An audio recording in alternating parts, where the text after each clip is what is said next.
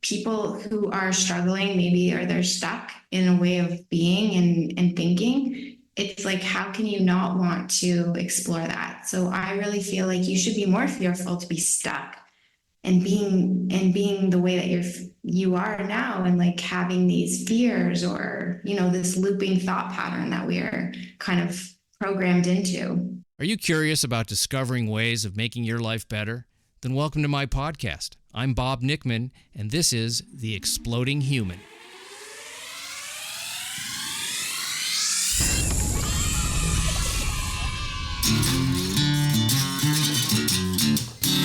Listen in while I talk with all kinds of people in the fields of personal growth, health and healing, alternative therapies, psychology, spirituality, environment, and the future. I'm looking for those answers that make life better for everyone. You'll meet cutting-edge practitioners, doctors, artists, filmmakers, business people, and those who have overcome challenges. The brave, the curious, anyone who's out there helping us humans to explore, expand, and explode. Hey, welcome to The Exploding Human. My name is Bob Nickman.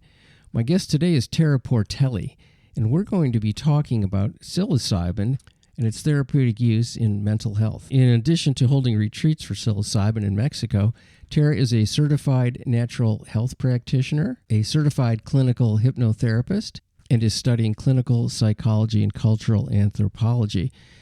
Tara also has a long history as a paramedic. She's seen some amazing effects through the use of psilocybin, particularly in dealing with burnout, trauma, and people who are in a state of feeling stuck. We're also going to be talking about the use of psilocybin in expanding consciousness and accessing greater wisdom.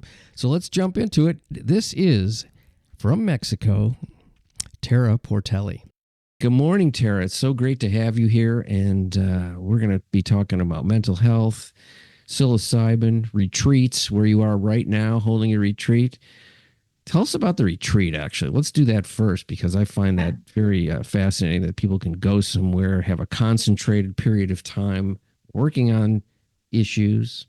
And you're doing that. So tell us about that retreat, because usually I would save that for the end, but I'm flipping it around today.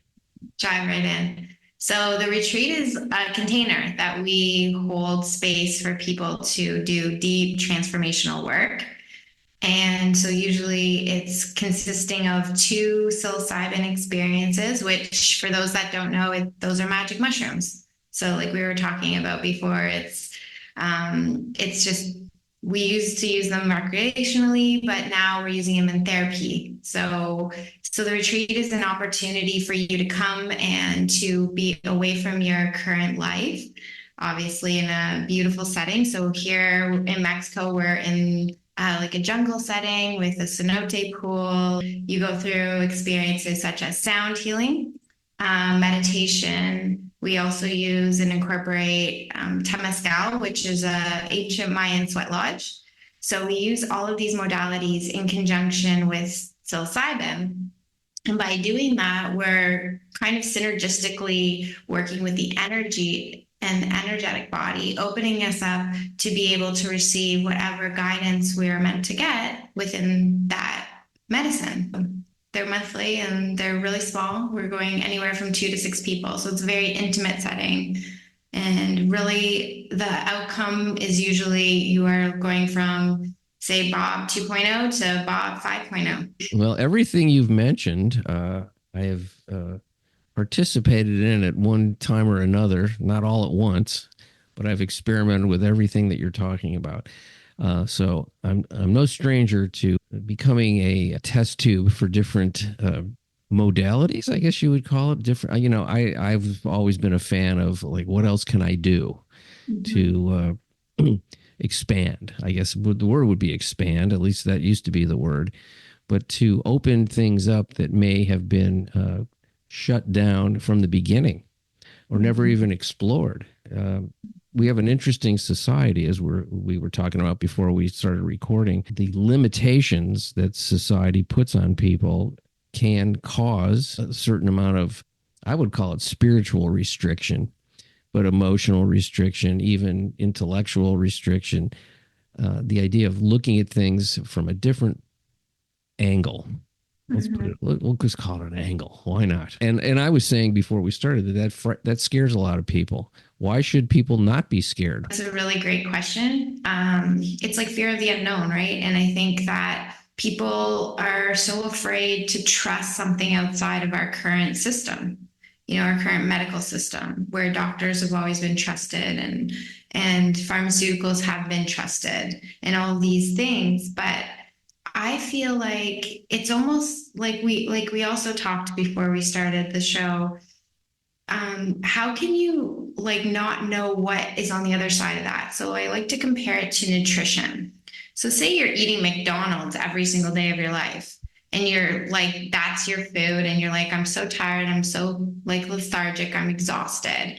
And then all of a sudden you start eating like really healthy foods, things that grow from the earth that nature has provided us for energy, for optimal health. And all of a sudden our energy levels are like exploding and we're like, how did I not do this before? And it's like, you don't know what you don't know. And until you have that experience, until you realize like, this is where I am now, and I could be this bigger, more confident, more loving, more free of fear version of myself. And so I feel like people who are struggling, maybe, or they're stuck in a way of being and thinking, it's like, how can you not want to explore that? So I really feel like you should be more fearful to be stuck and being the way that you are now, and like having these fears or this looping thought pattern that we are kind of programmed into. One of the things that you're doing in making it a guided situation is a good thing, because I remember doing certain psychedelics, particularly LSD, when I was a youngster. I call that my 20s, and actually getting scared in the experience that certain thoughts and things were coming up for me that were really unpleasant. And they were insightful, but I didn't really know how to handle them. There was a couple times. Most of the time I handled it really well and I loved it. But there were a few times and I was like, woo, this is not. So I worry about people taking certain substances that are mind altering, and they're in a disturbed state before they take them. And it can exacerbate that situation. And I think that is one of the fears that people have. It's like, well, what if I take this and it's, I'm nervous, I'm anxious, my life isn't working. My friendships are strange. I hate my job, all the stuff that people have. And they take something and they go, oh God, I'm really screwed. Yeah. And I think that's like a really valid fear. And I can say for myself, I felt the same way. Like before I even dabbled in psychedelics, I was like, that's just not for me. I don't need that. And I think that you're right. I think that when we go off and just do something and we don't have that container or that support to be able to bring us back if we go through something challenging in the experience, that it can be really scary. But that is why a retreat or a guided experience can be really beautiful, because for our retreat, specifically speaking, we create the proper mindset for you. So, so everything that you're going to experience prior to us going into psilocybin is preparing you for that experience.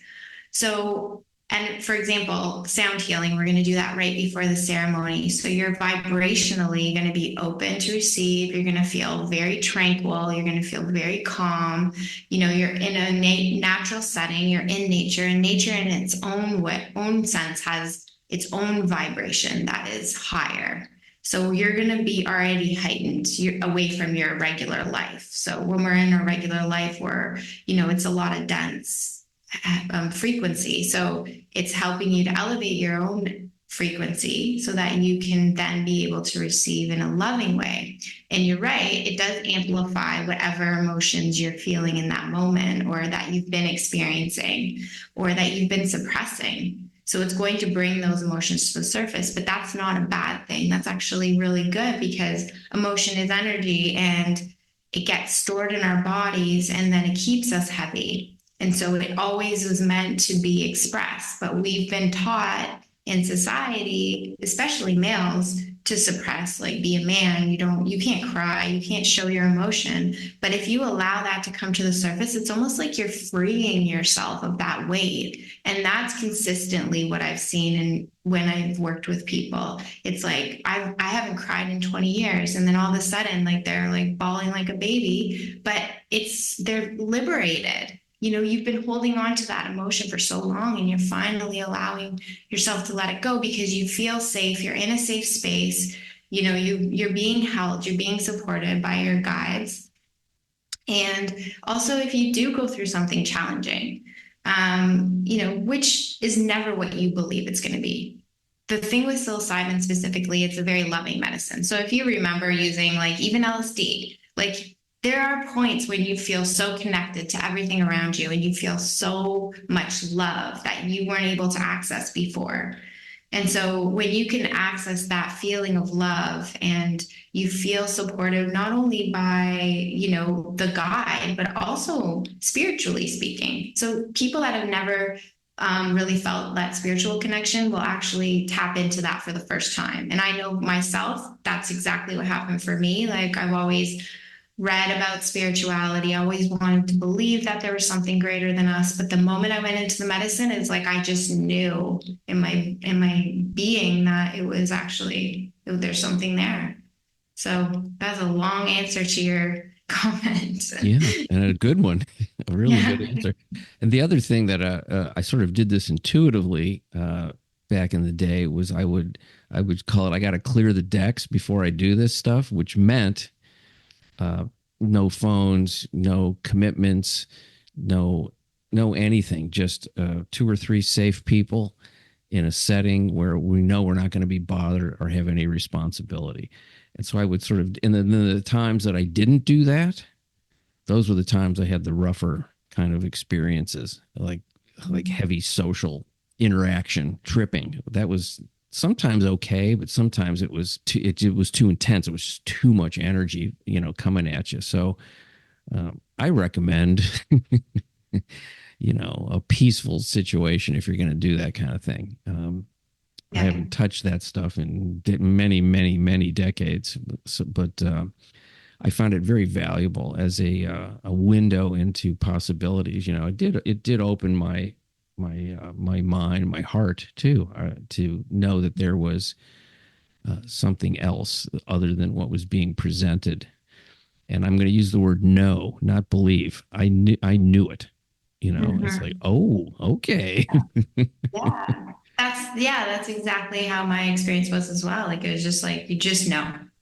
It's like you don't have to question it anymore. You don't have to read about it. You just feel it, and you just feel that presence with you, like always. And you just know it's there, and you know that you can connect to it at any moment in any day. It doesn't necessarily need psychedelics in order to do that. And you mentioned before we started that you had meditated already this morning. So you're connecting, I don't want people to get the impression that Tara is doing psilocybin every day, because I know you're not.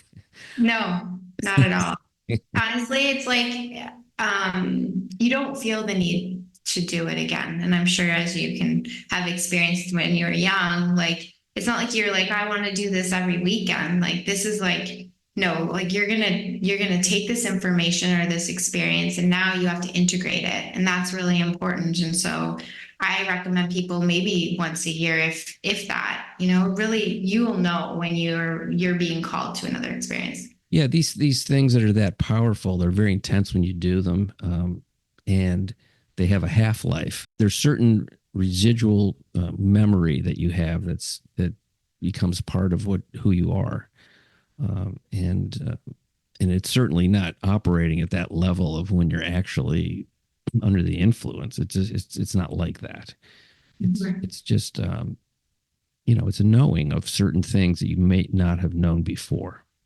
Yeah, because we have been conditioned and programmed, right? Like from conception, we're being indoctrinated into this container without connection to that spirituality. You know, our ancestors were connected more deeply to spirit than we were, and we've been taken away from that. And you know, and we've been put into this place where we're like, okay, like, you know, government is our religion, and you know, pharmaceuticals are our medicine, and this is how you will be in society. But I mean, but I think people are feeling now more than ever that maybe that's actually not working, and maybe we need to reach for something bigger, and maybe there is something more to this life than just the material realm, you know?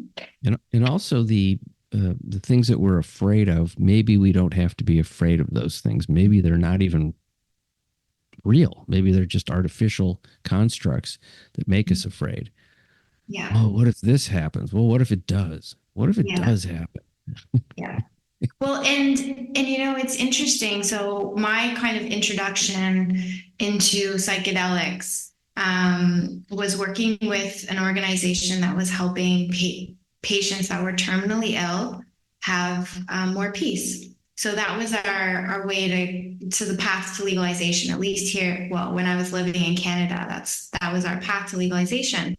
And so, you know, the very first man who gained access was riddled with cancer in his intestine. He had 60 tumors that, you know, at any one point in time might rupture. And he was told that by the doctor.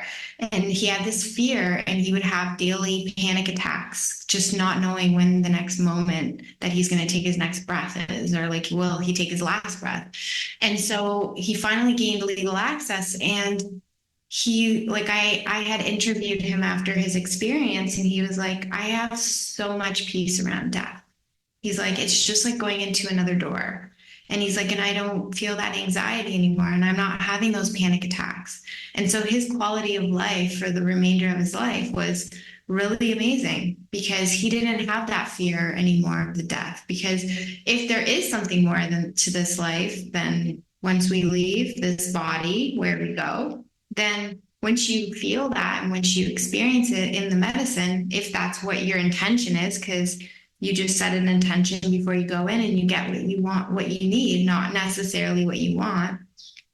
And then he had this peace around death. And so the remainder of his life was beautiful because of that, you know? So yeah, so I think there's a lot of fear of what we don't know. The most powerful thing for me was that I don't have to take things as seriously as I was before those experiences. It makes it so you realize how temporary and joyously comical the whole experience of being a human being is. I don't know if you're familiar with Abraham Hicks. Yes.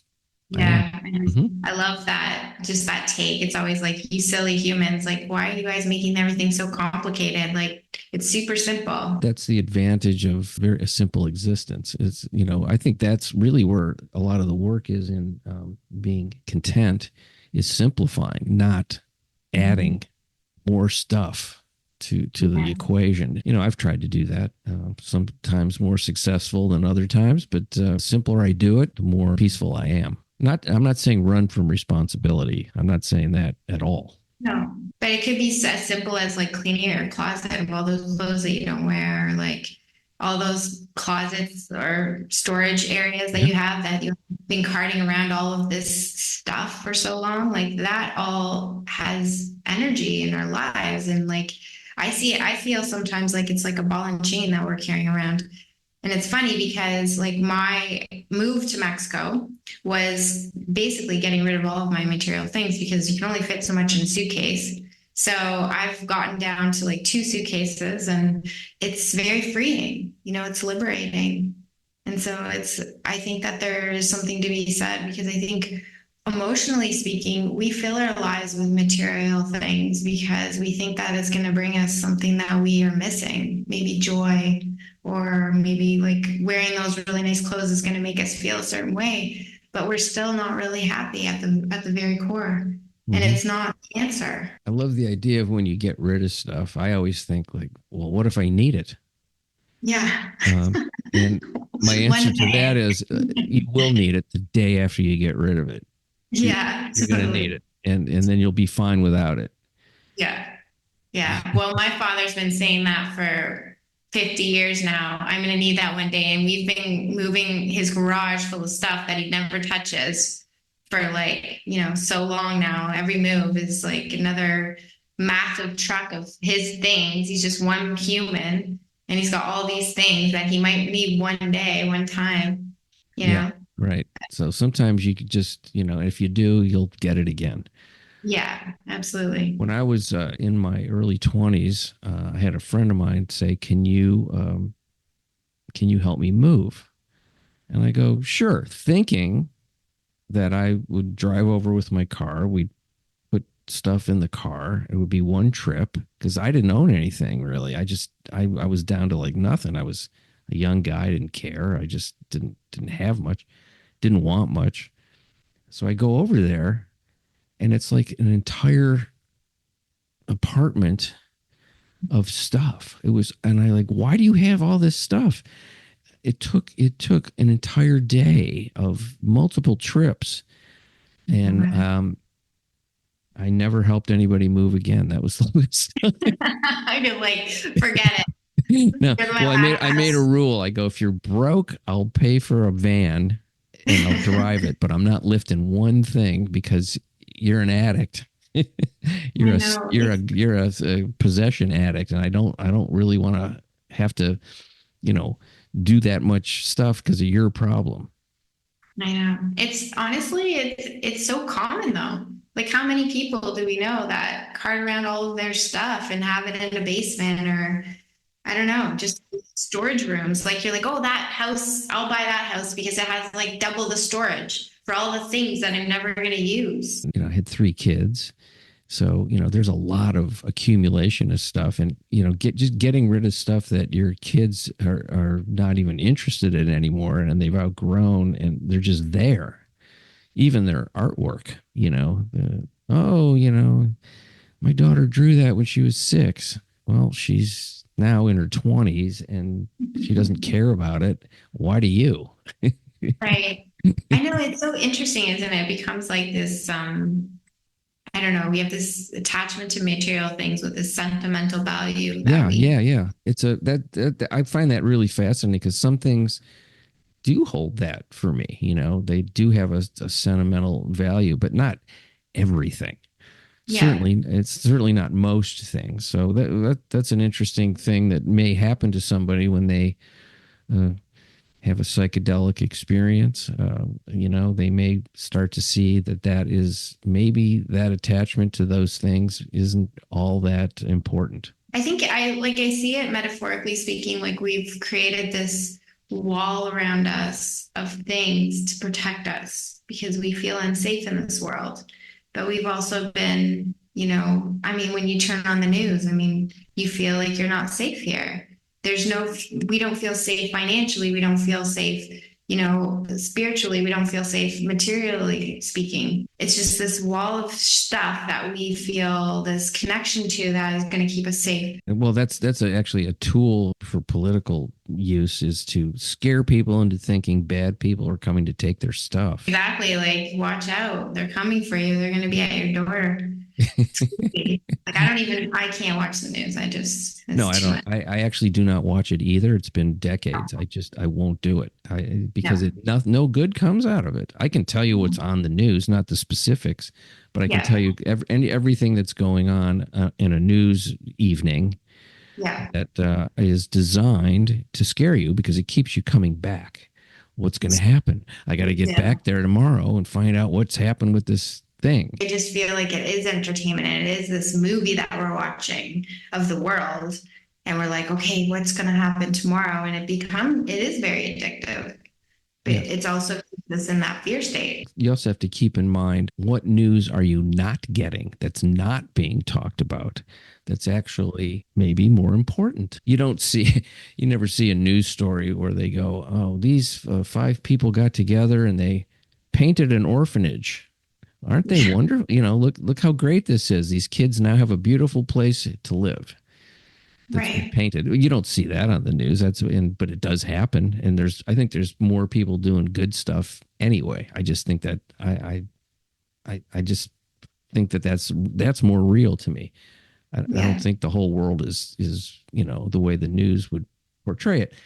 And that's another sort of attitude or mindset or belief system that can be changed with just a little bit of thought and a little bit of conscientious awareness. You sort of touched on it with this gentleman that had the cancer, but let's talk about the use of psilocybin in other mental health situations, because I know there's a lot of people that have had quite a few issues with their mental health, and nothing has seemed to work adequately. And I know that there's been I'm going to say it's a resurgence in exploring these kinds of things, solutions using psychedelics, and psilocybin is part of that. Psilocybin works on the same receptor in the brain as an antidepressant. So it's helping the brain to produce serotonin, more serotonin. But when we go into a full-blown experience, it's going to amplify and access parts of the brain that we don't typically use. And it's also going to help to have ego dissolution. So ego is what in our mind keeps us safe, because we protect ourselves with our ego. But it just helps you to soften your ego, put it aside, and then realize and recognize your connection with everything outside of your ego. And that might sound really broad, or hard to conceptualize. But when we're using a psychedelic for, say, or psilocybin specifically for microdosing, so we're using small increments, they've shown in a new study that was actually released recently that it's 1,000 times greater affinity to the receptors in the brain than a pharmaceutical. So it's actually working better than a pharmaceutical would, because it's nature versus a pharmaceutical, which is made in the lab. This is man-made versus nature. Nature is always going to work better for us. That's true in nutrition. That's true in even medicine. When you think about penicillin, it originated from mold, right? Which is grown in nature, which is a fungi. So everything that happens in the brain is more in line with how your body works on a biochemical level. When you put something foreign into your body, like a pharmaceutical, I know there's a place for pharmaceuticals, so I'm not discrediting them, but I'm also saying like something's going to work more effectively for you if it's natural. So mushrooms actually work really well to help to alleviate depression, anxiety, and for people that are suffering from severe post-traumatic stress. Maybe that's from one incident, or it can be cumulative as well. Like if you've been through a lot of traumatic events in your life, you might even be suffering with post-traumatic stress and you don't even recognize it. But all of these have been shown in science. Now, there are studies out there that are showing that one experience can actually help to alleviate your depression or your anxiety or your post-traumatic stress. I had a lot of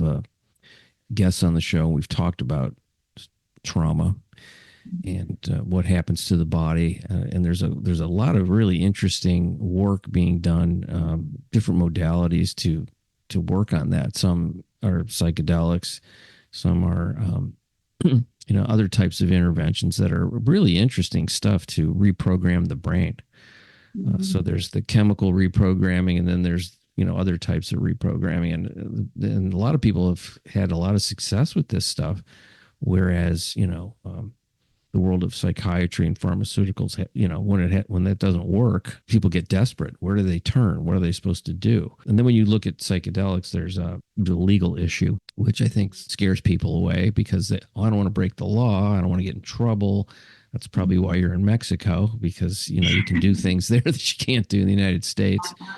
Yeah. So and that's true even in the world of stem cell therapies that are going on. Foreign countries are way ahead of us in that. There's a lot of rules and regulations. Some of them are probably in place for a very good reason, and some are just bureaucracy and behind the times. I mean, you have to think about like the US specifically. I'm going to speak to like the medical system is profit based, right? So doctors are getting paid to keep you sick.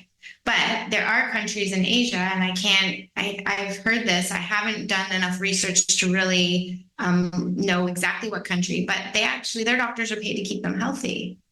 And they're using things like mushrooms to prescribe to patients because it's a holistic approach. So you're going to the source where pharmaceuticals can be a Band-Aid solution. Sometimes they can get, like, for example, like an antibiotic will get rid of that bacteria or that's in your system that needs to go, but it also kills off the healthy bacteria as well. So that's where you would need to replace that. I come from a background of healthcare. I was a paramedic for 9 years. So I can say this with confidence, but we're keeping people sick in this way that we're treating them. Like when you go into a hospital stay and you're in the hospital, they're not feeding you foods that are going to help your immune system to get better. They're feeding you all of this crap because it's more affordable, So you're not getting better faster. They're keeping you there longer, and every day is money.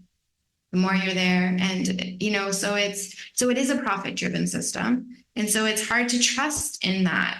And know that those people, I mean, there's obviously good doctors out there that care about patients. And so, again, I'm not discrediting the system. It has worked. It works really well in emergency situations, when I was a paramedic. But as far as like chronic illness and disease, I think that there's more, and also in mental health. No psychiatrist is ever going to say, here's an antidepressant, in 3 months you can get off of it. No, because now your natural level of neurotransmitter is up here. So now you need that pharmaceutical to keep you balanced. So maybe there's something we can do that's going to help the root cause of that.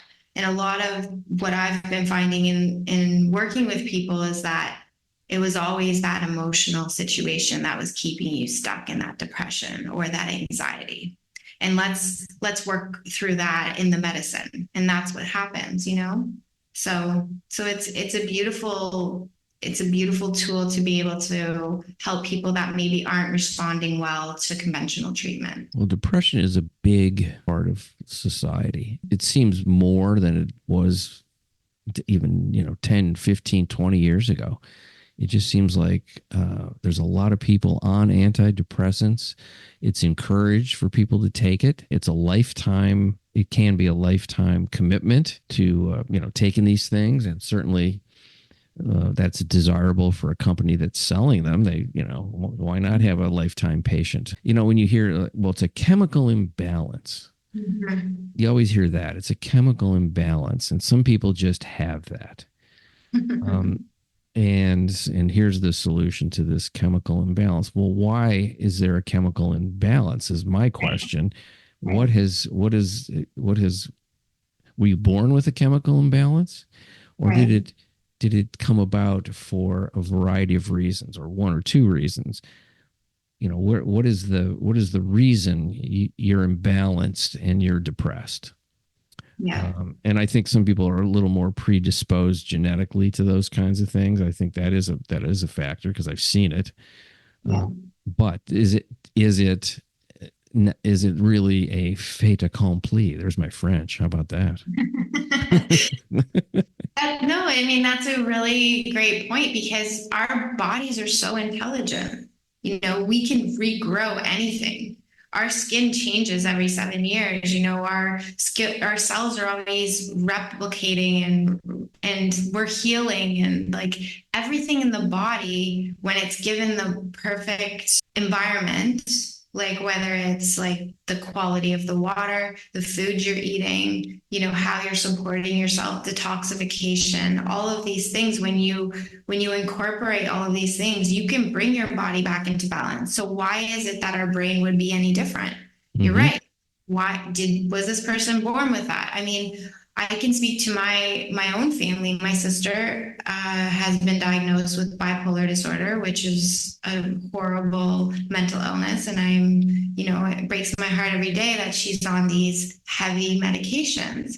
But she's come to this place after 20 years of suffering with it, that the medications are the only thing that are going to balance her out right now, because her body is so out of whack.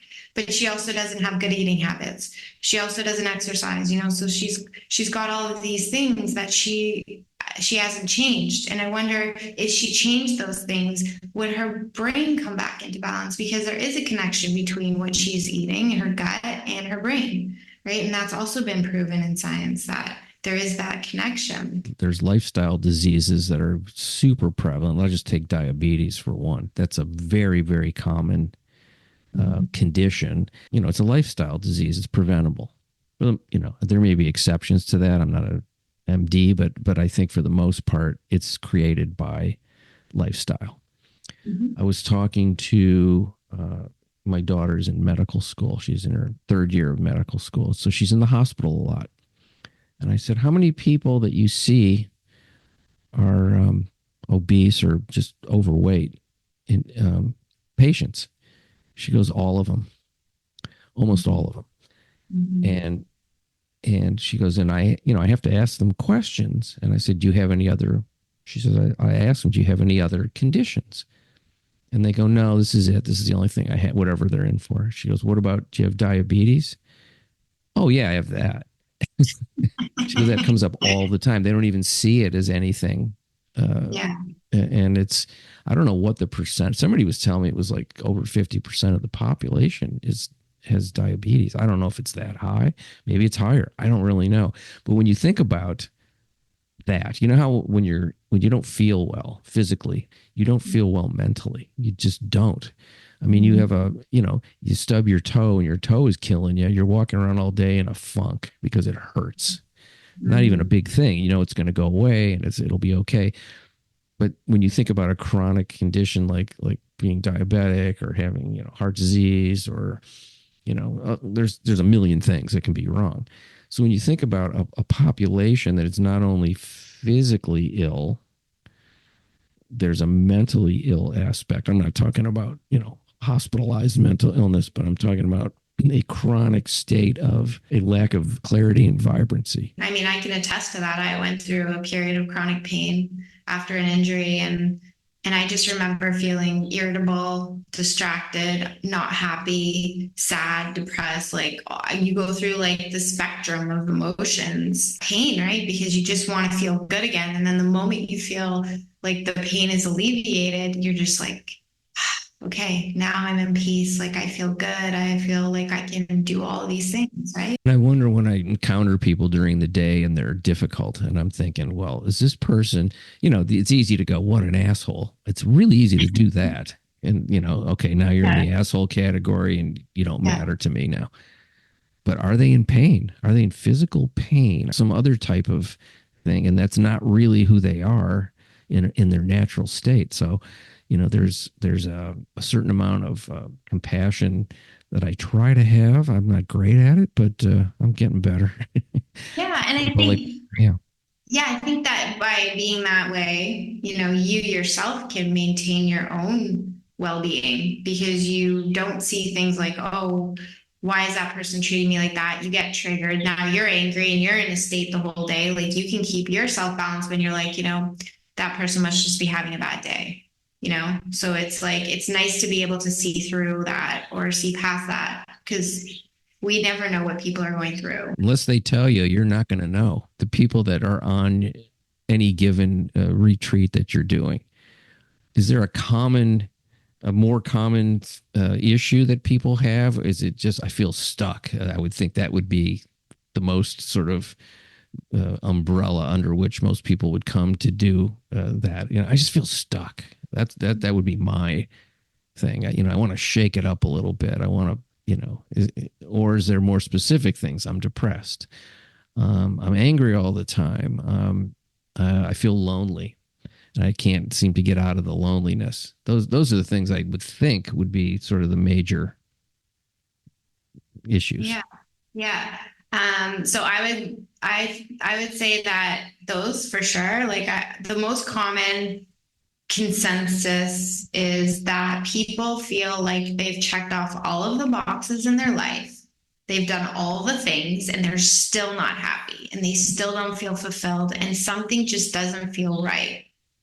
And so I would say that was the most common. And, that can lead to codependency in relationships. That can lead to dependency on drugs and alcohol, substance abuse. And so, yes, the result is the depression or the anxiety. But I think always people know like there's just something's not right with me. And that's where psilocybin can be really beautiful because it just helps you to get clear and not feel those feelings anymore.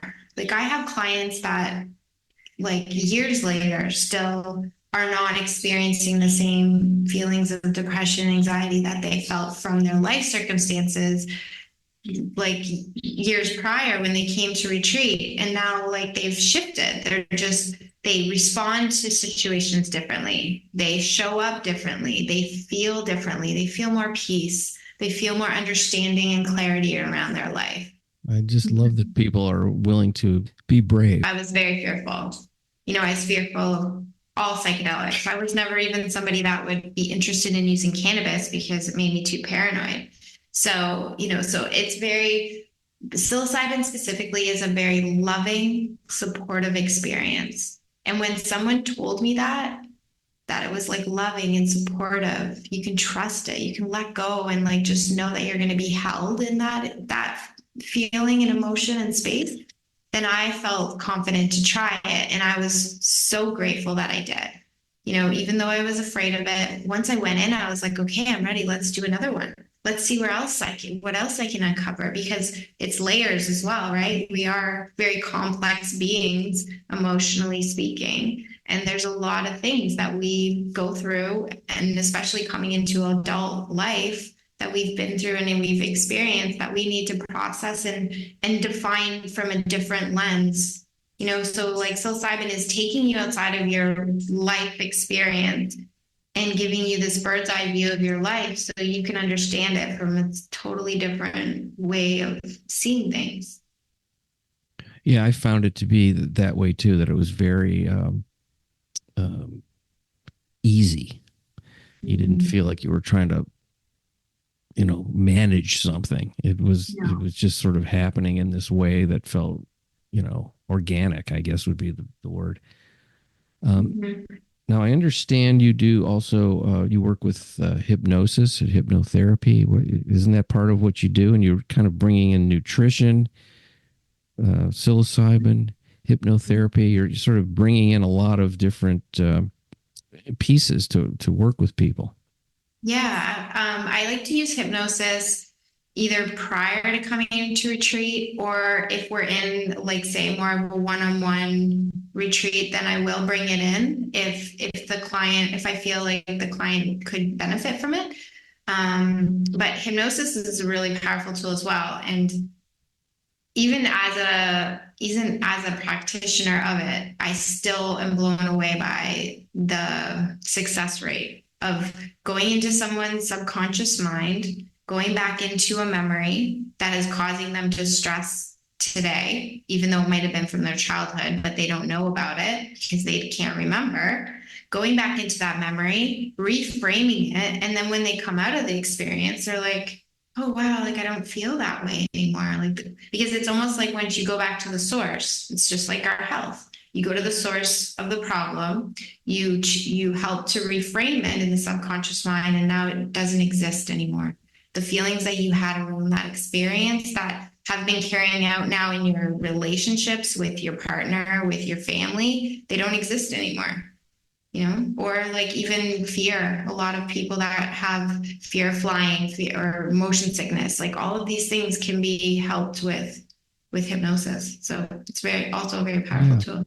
I have done that also. That's another thing that I found really fascinating.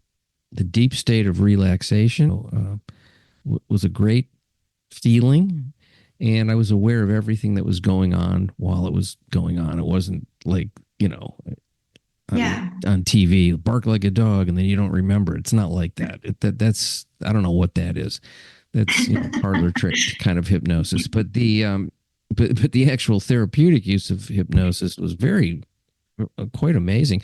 I remember going into this, and this wasn't a planned thing, but right before I went to have this session, I had I had a serious like kink in my back. It was killing me.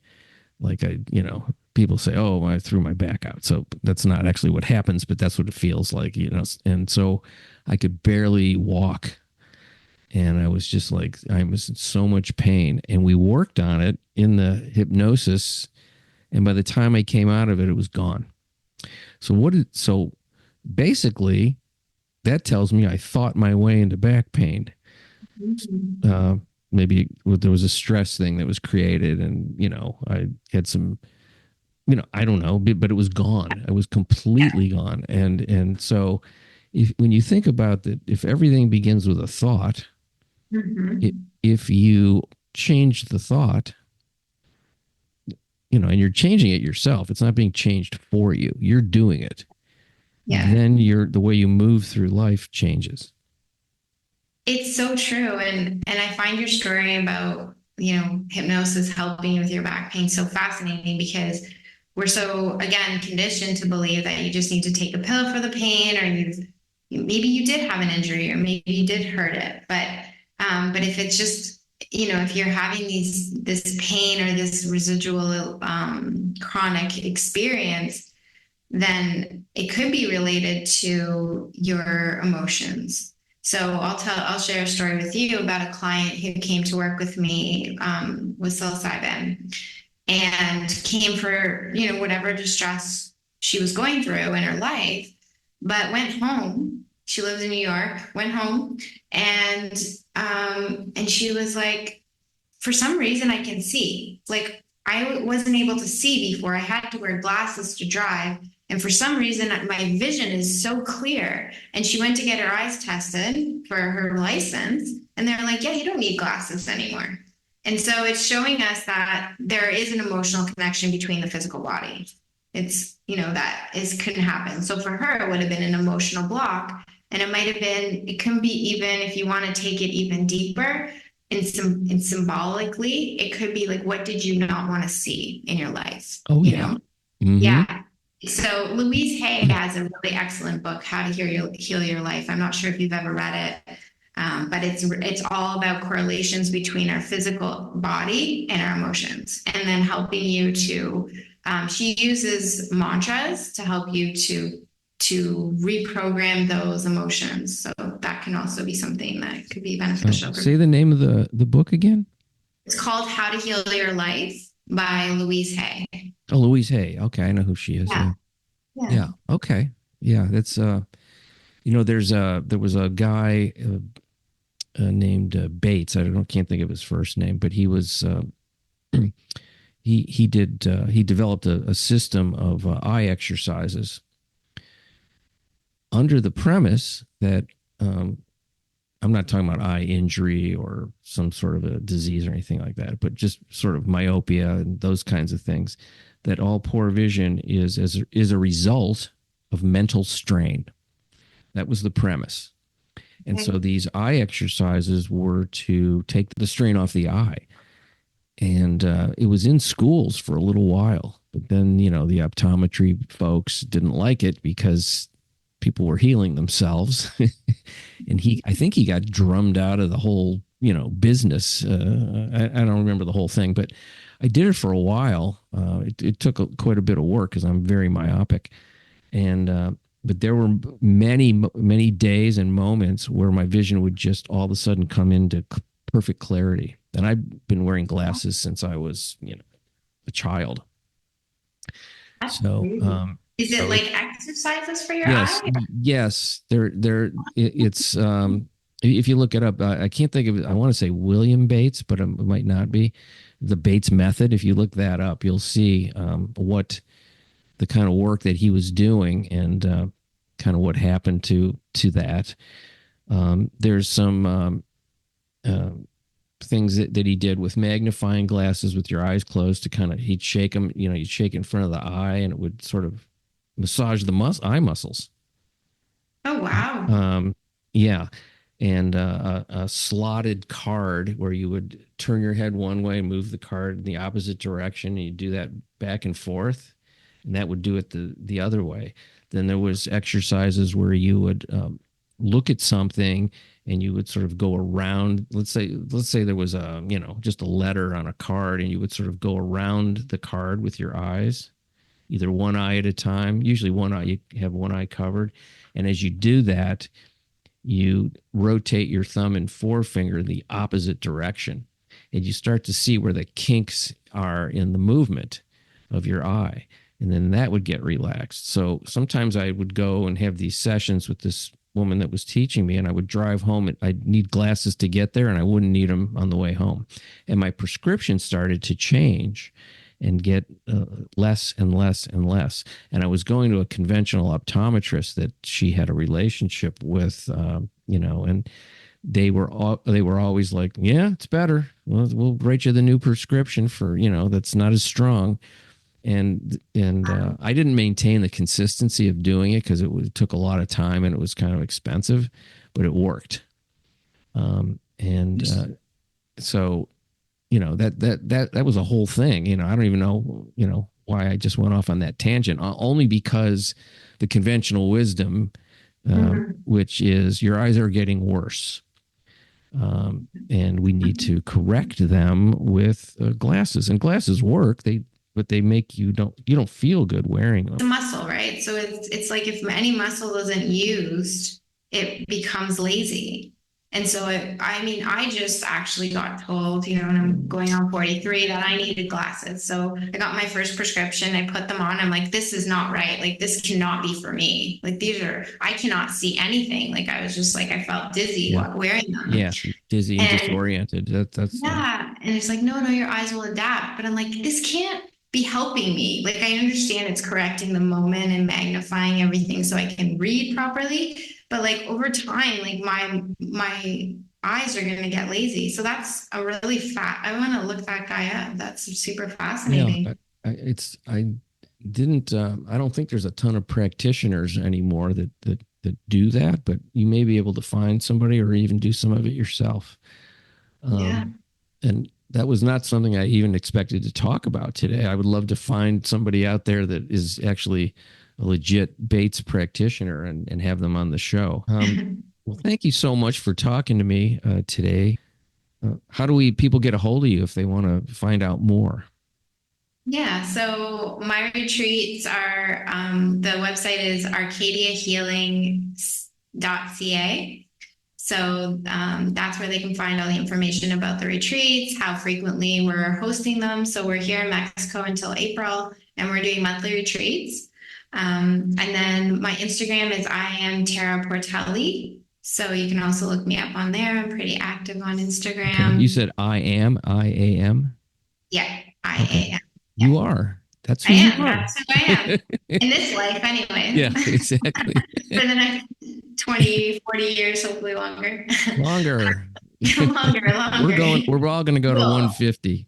Well, I mean, if we're going to heal our bodies with all these natural things, we're going to be living forever. So, and then taraportelli.com is my personal website as well. So, okay. So there's a lot of ways to get a hold of Tara, and you can find out more and more. There's so much to learn.